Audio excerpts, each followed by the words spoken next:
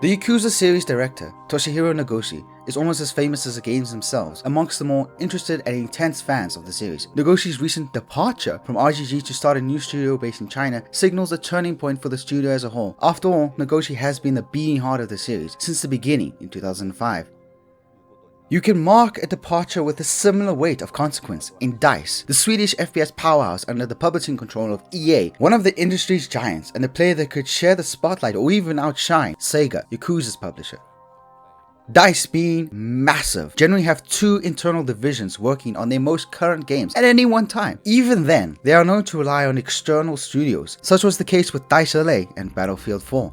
Such is the nature of the scope of these projects in the Swedish offices. Point here being that just one of their main divisions can be, and I would argue is, comparable to the entire RGG studio. That equalizing sort of out of the way, Nagoshi's departure reminds me of the departure of DICE's Star Wars department head, known to the community as Dennis Firewall. Dennis was an equally beloved figure as Nagoshi, and his departure signaled the end of the community's dream of getting any more Battlefront content from DICE, since it was Dennis that was such a stalwart of both of the DICE-built Battlefront games.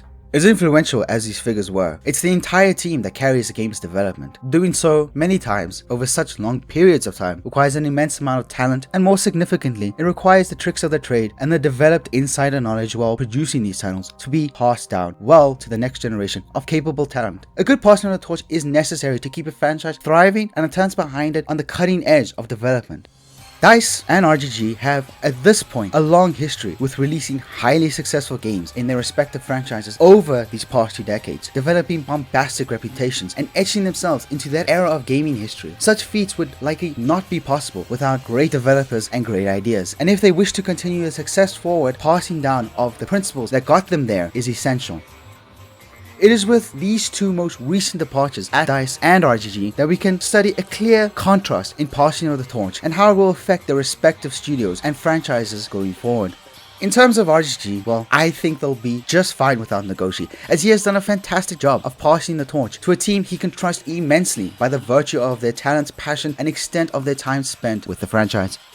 Take Roski Hori, the director of Like a Dragon and the games going forward most likely. You can see his rise to the ranks and his unique passion he brings to the series and has done since the original Yakuza 2 on the PS2 in this video by PKFT1. Also see this video by Civet that expertly breaks down just how well Like a Dragon represents a passing of the torch in terms of the game's story, the new mechanics and characters, as well as Nagoshi's involvement in the franchise. Needless to say, it seems like things are on the up and up there, and I especially like to personally confirm it by watching their recent live streams on their YouTube channel and watching them just having a blast at the office and wishing I could be there in the room with them as well. DICE, I'm afraid, and I am speculating, have not done a great job in recent times of passing the torch. Battlefield, as the sole franchise now, has not been going well for them, and while I certainly don't believe 2042 is as bad as the clickbait says, I can see on my side, having really enjoyed Battlefront 2, that 2042 is lacking some incredibly important design decisions and feature implementations. I do not believe they would be absent if the team I saw so passionately build up both Battlefront games were still at their helms, or had completely passed on their incredible knowledge and talent to an equally a talented successor team. The biggest example of a departure that I believe really hurt DICE, besides Dennis, is the UI designer Anna, who now works for Creative Assembly. Battlefront 2 at the alpha stage and eventually at the end of updates has some of the best UI I've ever experienced. So to have the UI, particularly the scoreboard, be such a major complaint of 2042 kind of hurts, with the knowledge of what was possible only a few months prior. Similar situations arose with animation, weapons and level designs, as all wonderful people in charge of those aspects in Battlefront 2 left before 2042, and those areas have attracted some of the heavier criticisms. The most frustrating part is that DICE have proven they can pass the torch on amazingly well, and they did with their most public figure in the Battlefront space, former community manager Ben Walk. Ben managed to successfully steer the Battlefront 2 ship back to respectability in 2018, and from there bring forth some of the best community management in the Western video game market scene. From there he was able to introduce not one but 2 members of the communication team who turned out to be equally as capable and fantastic at their jobs, taking all the best part of Ben's skills set in dealing with the community and applying it forward. In fact, it was so well done, Ben was able to leave his role on the community team in order to move up to the ladder and become a producer at DICE, and be assured that the quality of the community department would only get better with Jay and Kevin at the helm.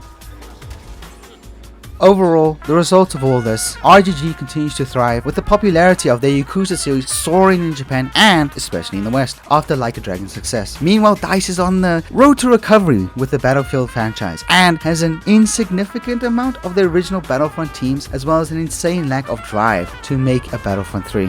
These are two drastically different directions from studios that just a decade ago were making moves to be on the top of their respective fields. It's both happy and sad to see and really emphasizes the need to successfully pass the torch onto your future successors if you want your legacy to continue strong once you're ready to move on.